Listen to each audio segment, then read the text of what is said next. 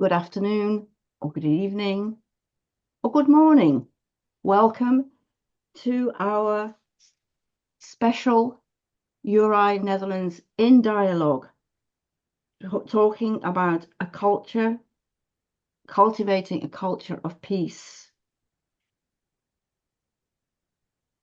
The 2024 theme for the International Day of Peace is cultivating a culture of peace.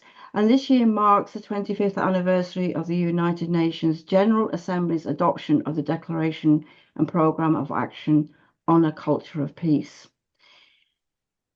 So URI Netherlands, in this series of In Dialogue, will be celebrating International Peace Day, Peace Week, with guest speaker Ram Mohan Rai, Cultivating a Culture of Peace, a Gandhian Perspective. But first of all, I would like to start with a word of welcome. And as we normally do for events like this, we always have a spiritual opening.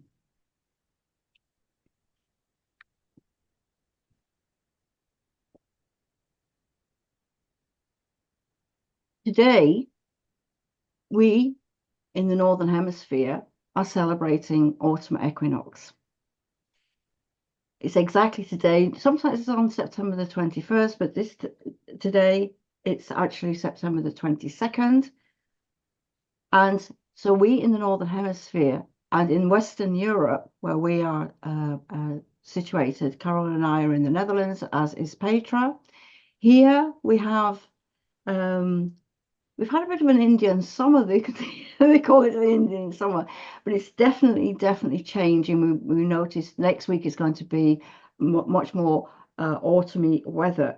So today I would like to just remember what autumn means to us and how we move towards the dark half of the year. This is a poem, The Gentle Hope of Autumn, a poem by Angela Coleman, who I think, if I'm not much mistaken, is actually from New Zealand. Maybe Philippa knows her, I'm not sure. The Gentle Hope of Autumn. The many-hued leaves that fall to nurture the life lying below the ground. The songs of birds trilling out, lifting our spirits. The chill of mornings that lead to a day of sunny warmth. Before the ripening of fruit, before the winter chill arrives. The light of dawn when I rise, and the early dusk that calls me to quiet evenings of thought, prayer, and words. Be still as all slows down. Be still in this time of quiet gathering. Be still and listen to earth going to rest. Be still in peace, in the hope of new life to come. From the dying of autumn comes the birthing of spring. In the passing of the past comes the arrival of the future. In the changing of what has been comes what will be. In the moving forward of one generation comes the moving in of the next. In the silent listening of questions comes the answers for our times. How apt that today, autumn equinox, and we're here celebrating the works of Gandhi and his perspective on peace. I would like to introduce our esteemed speaker. I'm just trying to, he's got quite an impressive bio, but actually the bio is a much more personal background, which is, I think, rather nicer than just saying he's got a degree in engineering or whatever. I'd like to introduce Ram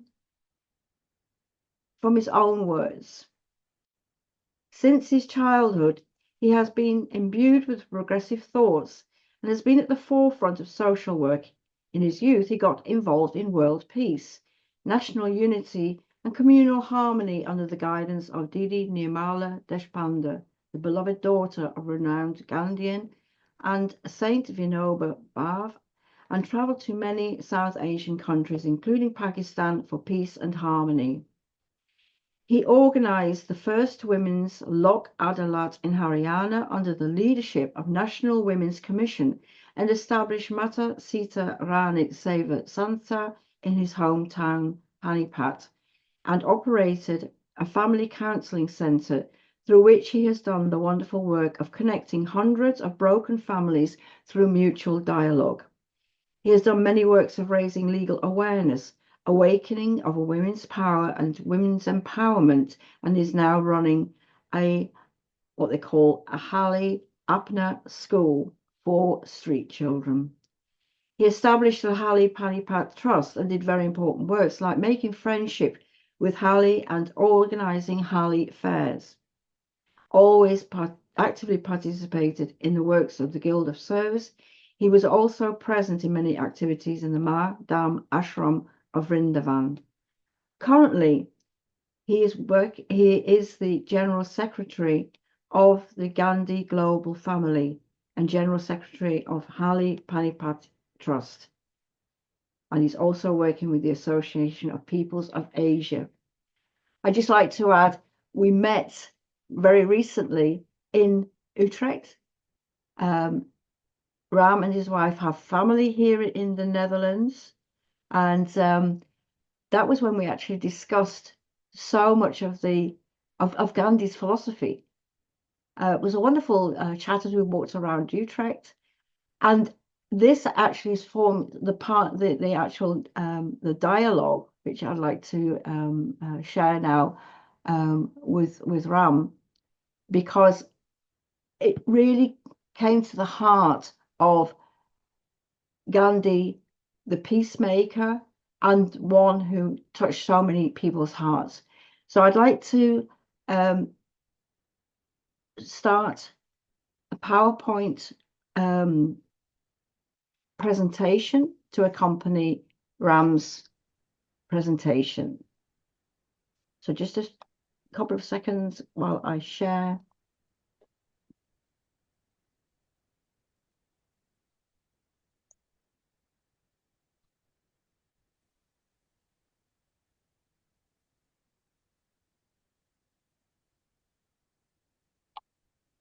Oh, it's not.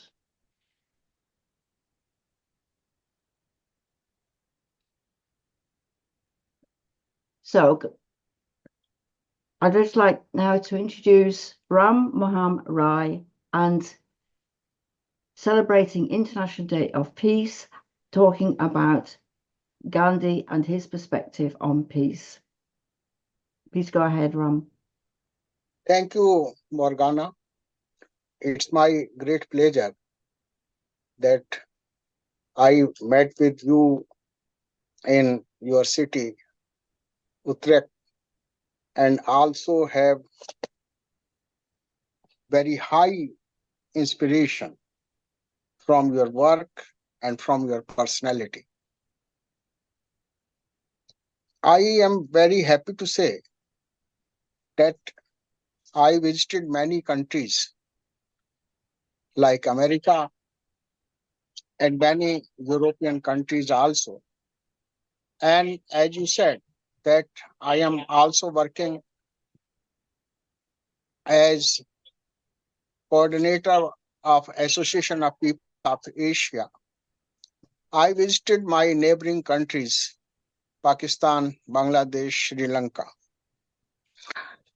Wherever I visited, I found that Mahatma Gandhi, the father of our nation, is known by every citizen and every, people of whole the world.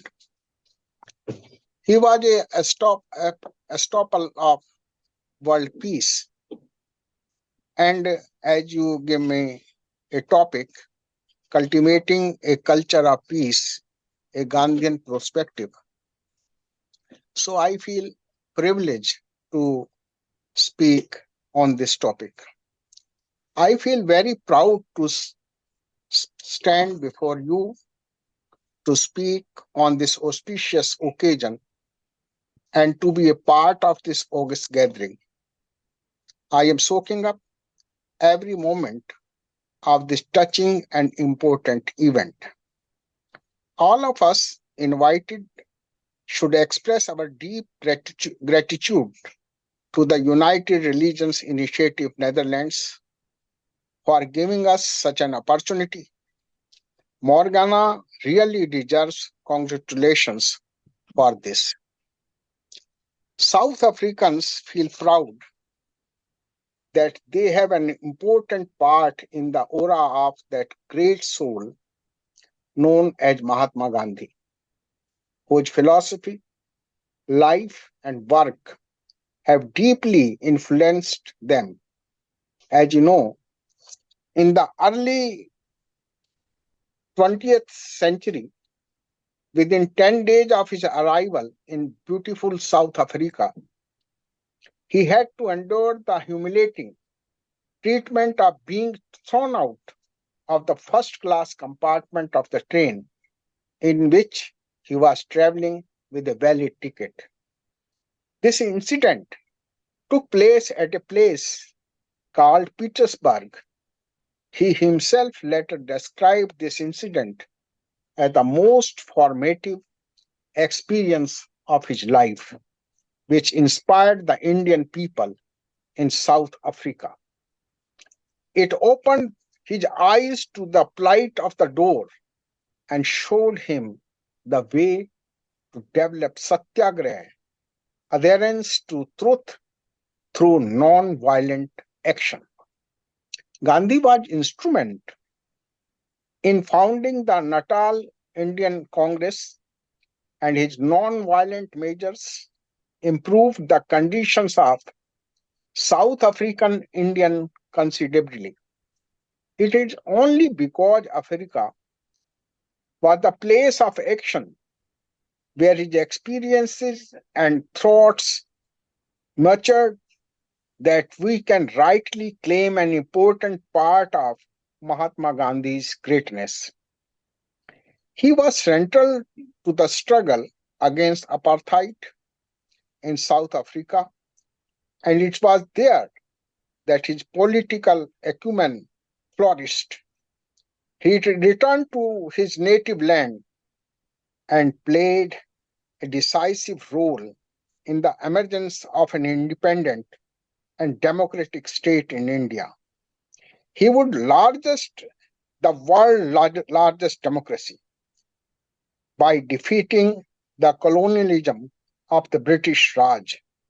He also campaigned effectively against casteism and connected with the so-called untouchables and Dalit, whom he called Harijans, children of God. He believed that the feeling of revenge and retribution was suicidal. The practice of an evil for an evil will only end after making everyone blind. Does not it seem that we are a people who never learn? We keep hitting the same branch again and again. Remember what Hitler did. He once blamed the Jews for Germany's economics war and prosecuted them in the same way as he did gypsies, homosexuals, and blacks. All of them were different people. He wanted to combat diversity by eliminating it. The result was terrible horror of extremism. Eventually, this nightmare ended with the defeat of the Nazis, since which Germany had lived with diversity and prospered on the whole.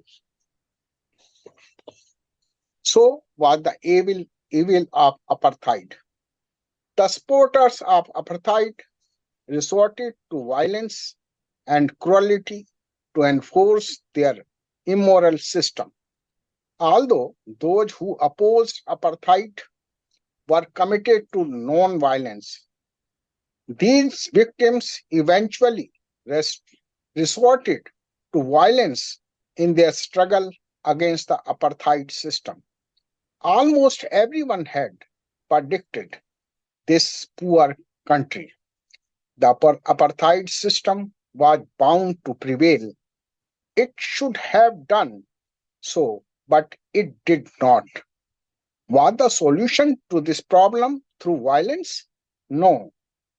The solution to the difficult problem of ours was possible when the opposite parties sat together. They talked, they disagreed, and they also made compromises.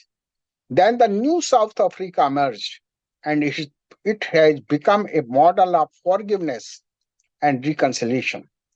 Nelson Mandela, who has been mentioned earlier, emerged as a universal symbol of generosity and forgiveness. In Iraq and almost everywhere else, rivals have so far resorted to violence, but one day they will realize that peace, stability, and prosperity can only be achieved through non-violent means of dialogue, talking to each other, making compromises, understanding the other position. Martin Luther King Jr., a disciple of Mahatma Gandhi, said this very truly. He said, "You have two choices, non-violence and non-existence." This is a moral universe in justice, operation, and evil can never be the ultimate truth. Ultimately, truth, goodness, love, humor, compassion, caring for each other, and participation will prevail. Those who have used power to increase their wealth, to commit injustice, and to oppress others have perished. They have ultimately bitten the dust, and too shamefully. Where are those who seemed to dominate everyone in their protected groups? Who seemed invincible? The Hitlers, the Marxists, the Mussolinis, the apartheid criminals, Pinchot, and so on. Once again, we ask, where are they? They have become the discarded trash of history. The people who deserve our highest respect and deepest esteem are not those who appear aggressive, stray, never. The people who deserve our deepest respect are people like Mahatma Gandhi, Mother Teresa, the Dalai Lama, Aung San Suu Kyi, and Nelson Mandela. We respect them immensely because they are good and we are made for goodness, compassion, and caring for one another. We are made for brotherhood, her family. We cannot win the war against terror as long as some people in the world continue to treat our own brothers and sisters, our family members, as if they do not exist. We are made for the spirit of living together for harmony. In India, we use a word called bandhutva, which is easy to translate. It is what describes generosity, hospitality, greatness, gentleness, and caring for one another. Bandhutva is the essence of humanity, and we believe that a human being is human being because of other people, because we are bound together in his bundle of life. Mahatma Gandhi used to say, yes, we can be free only together. We can be safe only together. We can prosper only together. We can be human only together and in no other way. Unfortunately, this unprecedented progress in science and technology has not improved the deteriorating social and economic conditions of the world poor. The recent World Social Forum in Nairobi, Kenya, confirmed the global concern that the vast majority of the people around the world still remain trapped in the abject poverty. This concern was again expressed at the recent meeting of world leaders in Davos, where the futile effort to reduce global poverty were reconsidered. The enormous progress made through modern science and technology is yet to reach billions of people. Poverty and its associated miserable social condition exist at dangerous levels in most parts of the world, fueling conflict, violence, depression, and extremism. International terrorism finds a suitable platform to spread the ideology of hatred and senseless violence against innocent people. In the race for ideological and personal interest, nations and organizations give the name of morality to extremism and glorify it. So we need to address the critical issues on conflict, resolution, and poverty. Alleviation as the basis for sustainable peace, security, stability, cooperation, and development. To this, to do this, we need Gandhi's message embodied in Satyagraha. Gandhi used non-violence as a force to mobilize millions against injustice, and he won. His victory became an inspiration to so many around the world. Martin Luther King Jr. adopted nonviolence in the US and won. Zambia adopted it and they won. Thus, his victory became our victory. South Africa is certainly an exception. Liberation's movement restored to arms only because minority apartheid governments used armed repression to crush the aspirations of Africans. There are bound to be a nationalist reaction against this, proving true the dictum that those who obstruct peaceful change are the ones who make a violent change inevitable.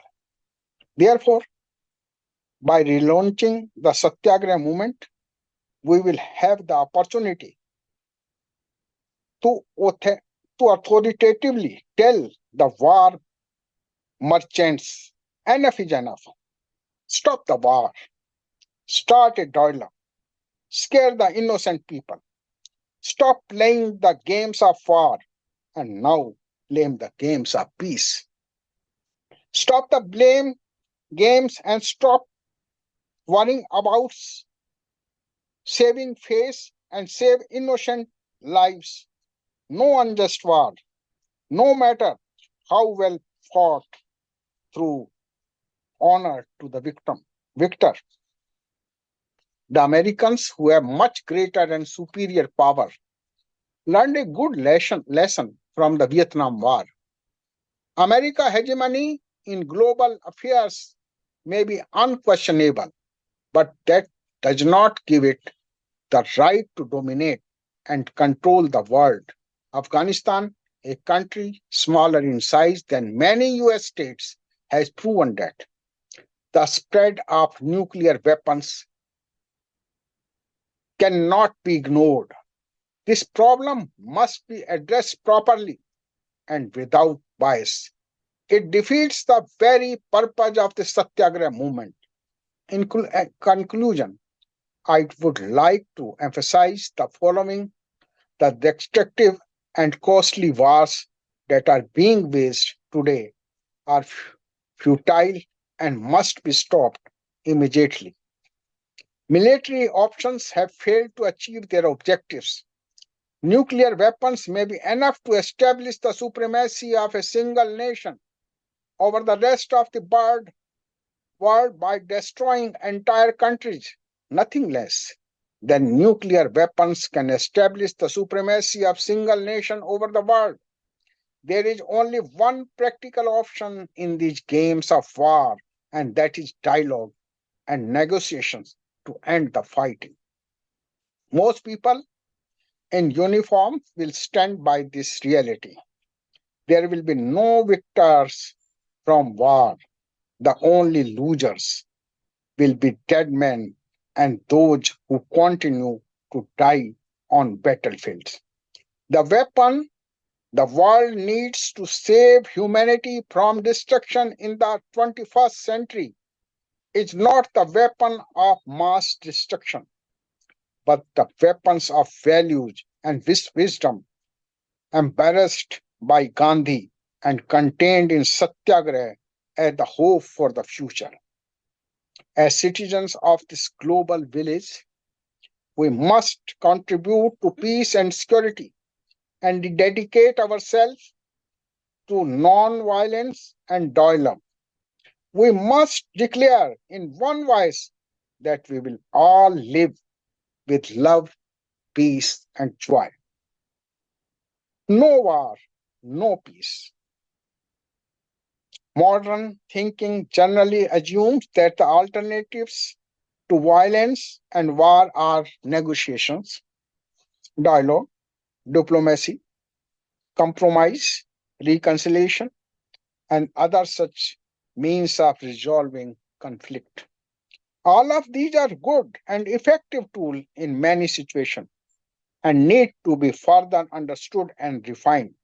However, this list does not include all alternatives to violence. It does not take into account Gandhi's ideas and experiences in the development of Satyagraha and the important larger historical application of non-violent struggle in social, economic, political, and international conflicts. The contribution of conflict resolution and peace research are important in dealing with some conflicts, especially of those of secondary importance, but they are inadequate in dealing with serious conflict. Gandhiji's answer was to identify conflicts where the issues are fundamental. Those are conflicts in which moral values, human rights, and justice are at stake, and where compromise is neither possible nor desirable. In that circumstances, the primary responsibility of proponent of non-violent means, as Gandhi said, is help to oppressed learn how to empower themselves by using satyagraha or non-violent agitation to change their situation. Most Western advocates of conflict resolution, peace researchers, and pacifists have not yet fully internalized this great contribution to the resolution of serious conflict. I want to quote some quotations of world leaders on Mahatma Gandhi. First one is of Jawaharlal Nehru, our first Prime Minister of India, and also one of the pioneer of non-aligned movement in the world. In the ages to come, in the millennia to come, people will remember this generation in which this divine person set foot on this earth, and will also think of us that despite being insignificant we followed these holy footsteps, we have to make ourselves worthy of him. Nelson Mandela said he emphasized on morality at a time when science, technology, and capitalism had made it insignificant. He sought the good of as many people as possibly by maintaining the importance of self instead of selfishness. Albert Einstein said, "Before it is too late, let us try to best of our abilities that people all over the world accept the message of Mahatma Gandhi as the basic foundation of life."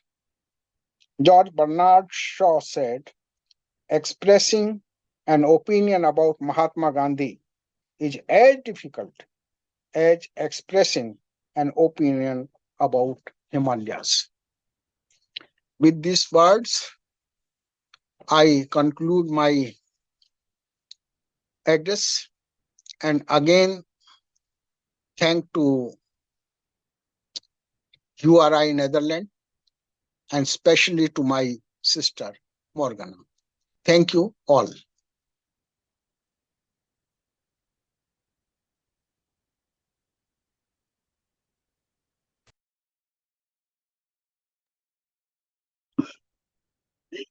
That was wonderful. Thank you, Ram.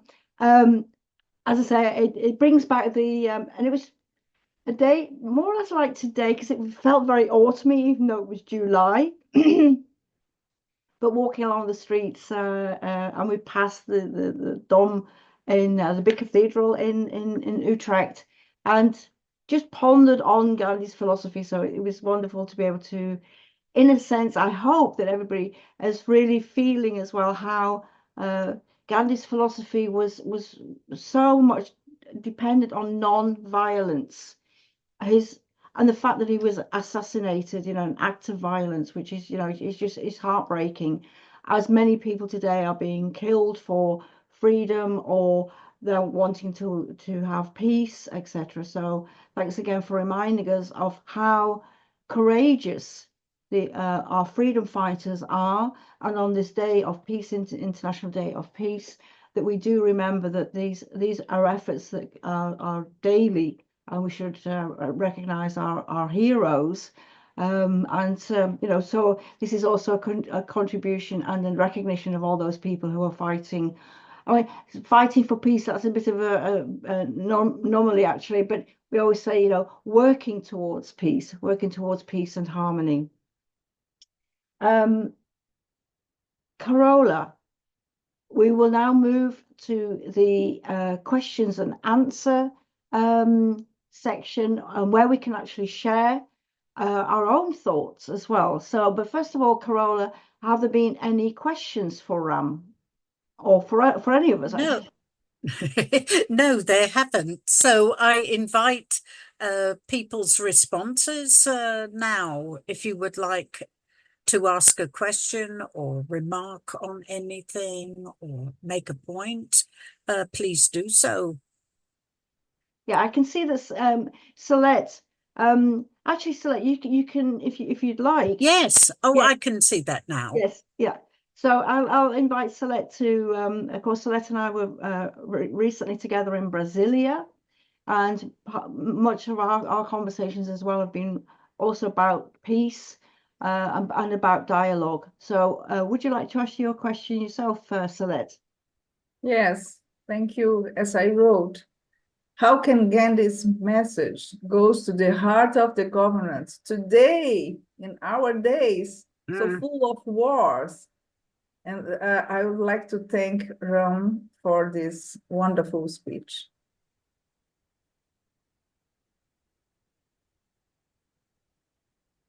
Your question is very relevant, not only for today, but for the past and future also. As Morgana also said, that Gandhiji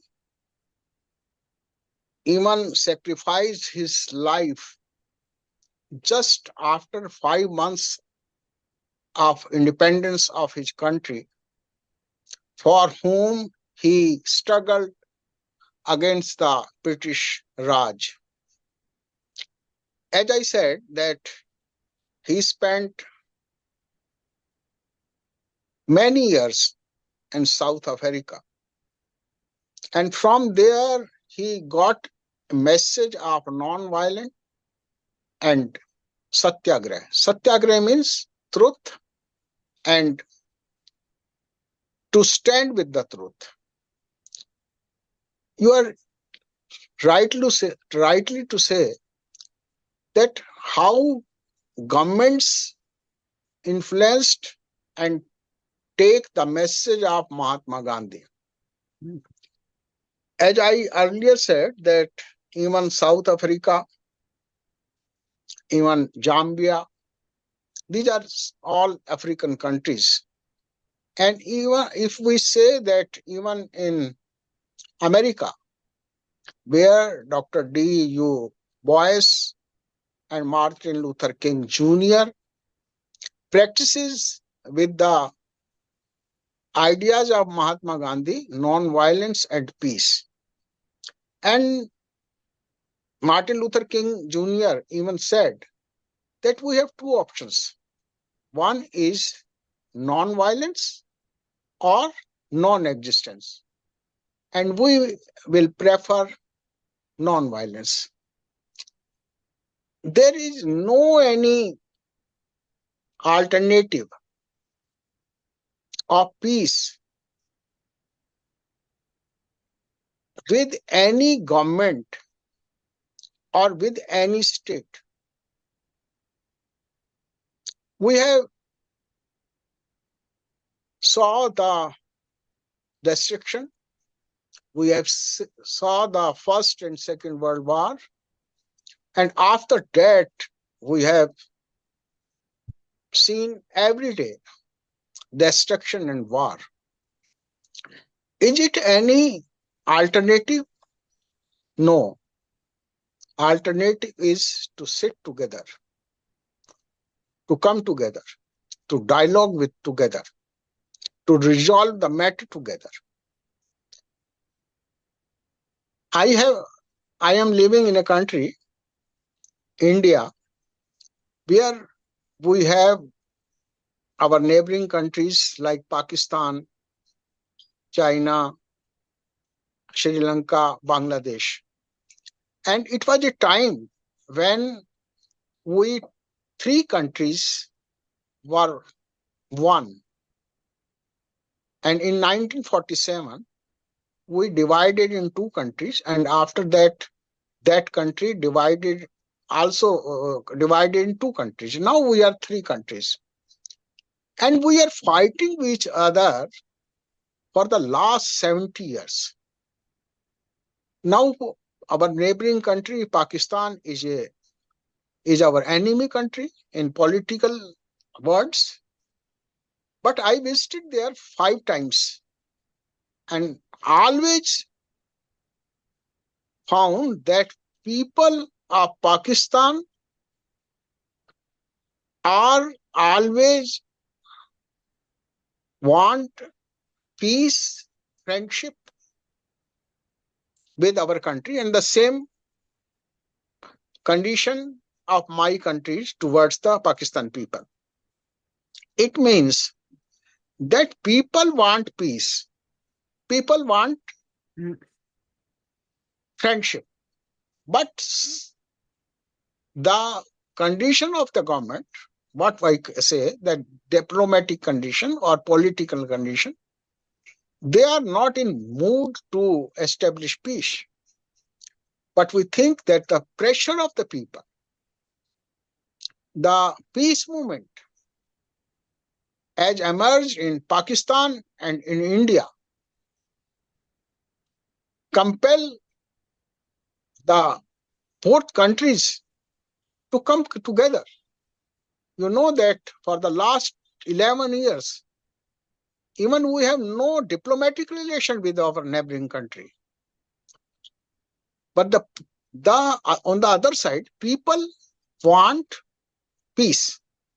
So the time will come when this aspiration of people dominate the government, and the policies of respective governments will adopt this policy of peace and friendship.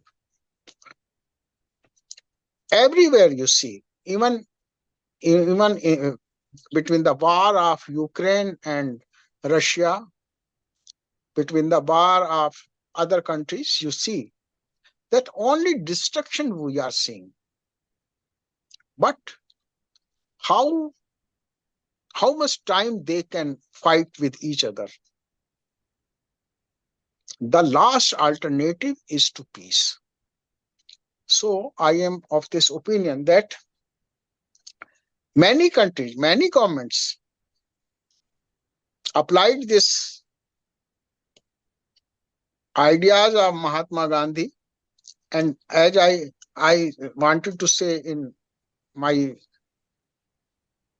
speech earlier, that in Netherlands, I found that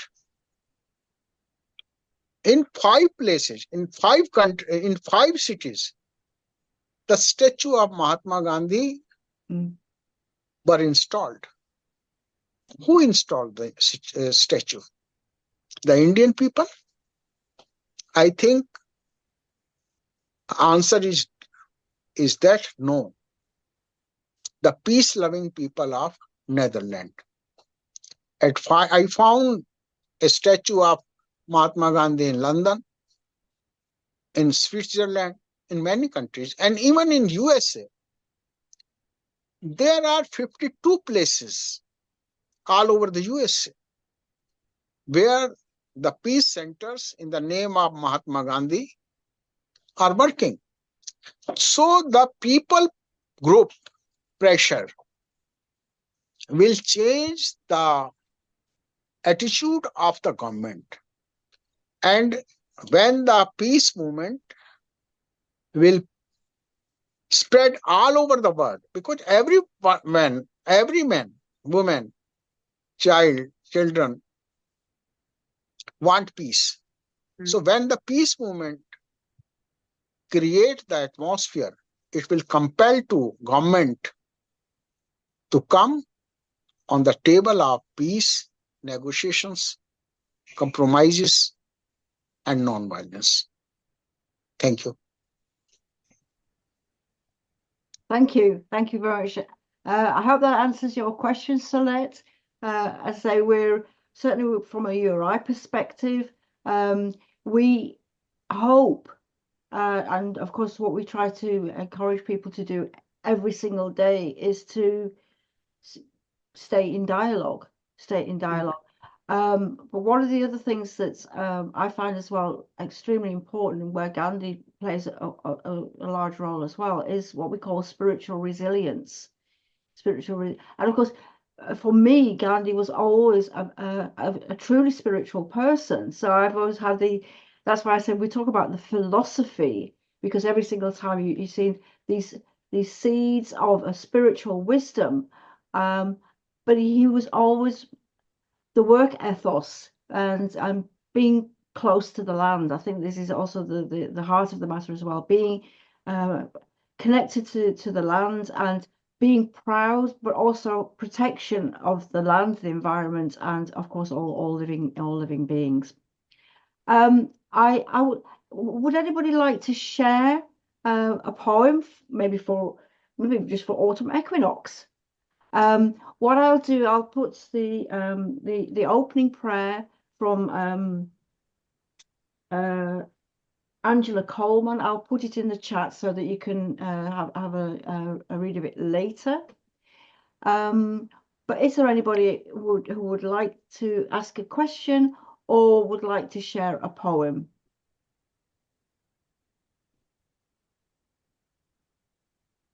Oh, yes, yeah, of course. I was saying, of course, it's autumn equinox for the northern hemisphere, and it's spring equinox for Philippa and Celeste. Although I don't think so. spring equinox or autumn equinox actually differs that much in Brazil. Because so like we're saying that actually between winter and summer the temperatures are not that vast, although in Brasilia I just hope Celeste, that you'll get some rain. I hope you get some with spring equinox, that you'll get some rain, because as we all know, if the earth isn't if we have droughts and what have you, again this is something we uh, think very much about as far as our living environment. So I do hope that Brasilia, that you do get some rain.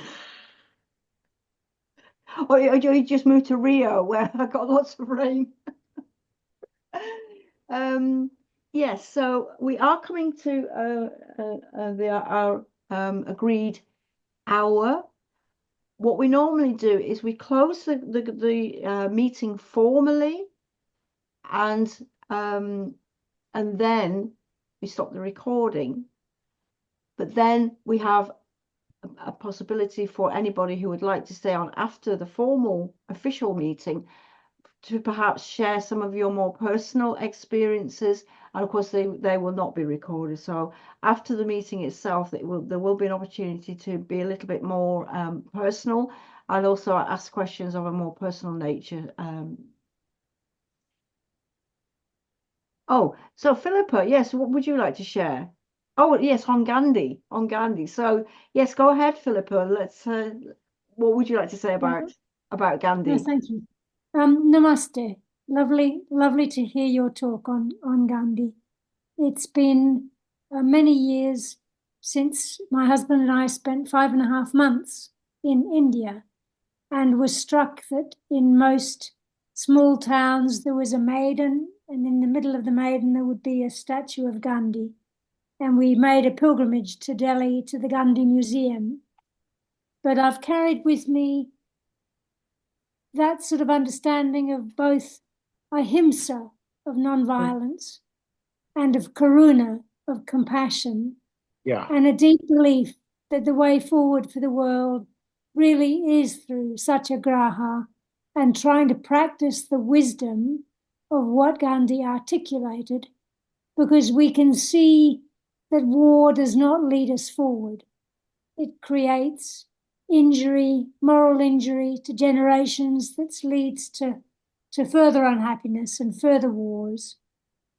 But it is interesting to see how we can find the courage to stand up in front of the wrongs we see happening to our world today. And it's so wonderful of URI to help us stand up together, from different parts of the world, to call for caring for people and caring for Mother Earth, because she is now struggling from the impacts of our greed and warlike behavior. So I'm very grateful to have been here tonight. Thank you. Thank you, Philippa. I've just seen Jacinta. There's Jacinta. Yes, hi. I apologize to everybody for coming late. I just hope I'm audible to everybody. Am I audible to everybody? Yes. And of course, Greetings. Greetings. Jacinta and I were. Greetings to all of you. Greetings to all of you. I apologize as I had a guest. So I'm so sorry that I could join you. But I promised myself that definitely whatsoever happened, I should be there when Morgana has taken initiative to reassemble and think great of a great personality, Mahatma Gandhi ji. And it's really my honor and to learn a lot from you all, and to know about Mahatma Gandhi ji from everybody, that you all are aware of our great father of our nation. It is impressing and it is privileged to know all about Gandhi ji.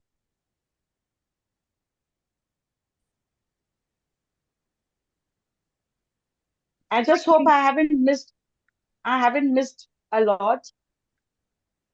Well, it is being recorded, Jacinta, so you'll be able to read it later. It's lovely to see you. And of course, I have very fond memories of Same. Jacinta in Delhi, and that's when I met Ram for the first time at your daughter's wedding, of course, which was an amazing event. And actually, Jacinta and I also went later in the month in February to Kerala to the World Peace Summit. So again, Jacinta and I are part of our mission, of course, is to, I would say, it's to bring harmony to the living environment, which includes peace building. But of course, often you can't have peace if you're starving or you haven't got enough water or whatever. So what we try to do is say, be practical every day, an act of kindness, an act of compassion. As Gandhi also taught us all, it's in the simple things, it's in the small things, but could have such such big effects. So thank you, Jacinta, for joining us.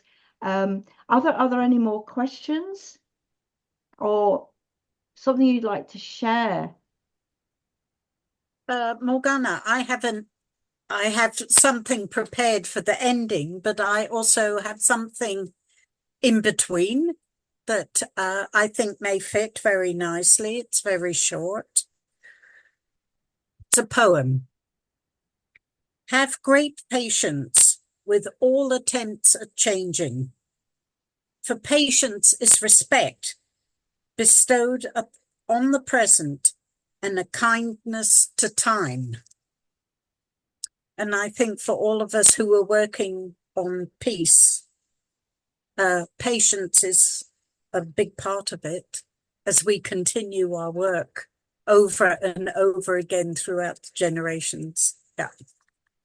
So I wanted to share that. Thank you. I've just put the poem that I recited. Lovely. Gentle Hope of Autumn. I don't know if you've got the words of your poem handy. The what? Have you got the words of your poem? Have you got them written down? Oh, yeah. No, I don't have them written down, but I can type it out. Okay, well, as I say, see how far you get, because I think we will draw the meeting to a close now, and so Corolla, you're busy typing. Oh, okay. Yeah. But no, you just continue typing. But of course, well, I wanted to do my closing because yes, I exactly. I sorted this out because it's something that I've been very busy with across a lot of dialogues. And it comes from a book that I came across called Long Path. And this is becoming the great ancestors our future needs, because it says it's an antidote to short-termism. So where we think on short results, that we should have this done by this time, and a lot of these things like the work of Gandhi, the work of Nelson Mandela, all of these great people, it goes through a long period of time. And it reveals itself to us more and more as we go along in time, and it inspires people. So I found this book fascinating to start thinking in that way, also because I'm going to become 72. So, yeah, this game will go on long before I come back, let's say. All right. So this is from the Great Law of the Haudenosaunee, which is the founding document of the Iroquois Confederacy. And that was, I think, 1400 and something, Morgana. So look and listen for the welfare of the whole people, and have always in view not only the present, but also the coming generations, even those whose faces are yet beneath the surface of the ground, the unborn of the future nation. And this is a beautiful story because they would make decisions based on 7 generations. And I think that is a great lesson to all of us now as well. Thank you.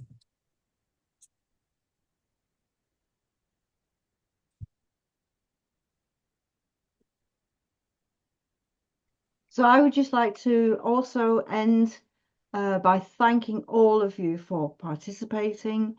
Some of the words will reverberate with us for a long, long time. In the presentation, I also included some of the quotes from Gandhi. On Instagram, there is a whole account dedicated to Gandhi quotes. I don't know if I've got the I haven't got the link at the moment. I'd especially like to thank Ram Mohan Rai for a lovely, lovely reminder, because I think a lot of us think, oh yeah, we know who Gandhi is, but then forget how difficult his life was as well, and how much he really, I mean, he really did put his life on the line and paid in the end for it, you know. So, but I think it encourages all of us to really see and appreciate those people who've gone before. But of course, it's we still have to live today, and I still believe in the power of dialogue. And one of the things I always actually ask people to do is to look at the philosophy. When we have a philosophical discussion, then you find that you're not getting stuck with all the political ramifications, but you're actually getting to the heart of what somebody believed. And then you start realizing, what is my philosophy? What is my philosophy? And I think one of the things I encourage people to do when things are really, really hard and you haven't really any kind of peace, sometimes I also have a conversation with the moon, but also have a conversation with your philosophical higher self. And it's amazing. Sometimes we say, philosophers say, you should think and then act, but how many of us actually act and then think? So with these closing words, I'd like again to thank all of you and enjoy International Peace Day. There are more events going on during the week, also from URI, but also I see Geneva's here as well. Thank you, Geneva, for joining us. Geneva has actually been hosting some amazing meetings recently with diverse subjects, and there is actually a meeting later on today. So do look at what Geneva's doing. I think she posts sometimes on the URI contact lists. And these meetings, Geneva, I've been so happy to be participant in these interfaith meetings that you've been hosting. So thank you also. Thank you, all of you, for all your efforts. Let's, Thank all you these so much. droplets. Thank you so much. Sorry? Oh, I heard somebody saying something. So once again, thank you, and know that all your efforts do not go unnoticed. And every droplet creates a larger pool, creates a river, creates an ocean, and this ocean of wisdom that we can all take part of and swim in the ocean of wisdom. So thank you all very, very much. And I will say until the next time. Thank you. Thank you.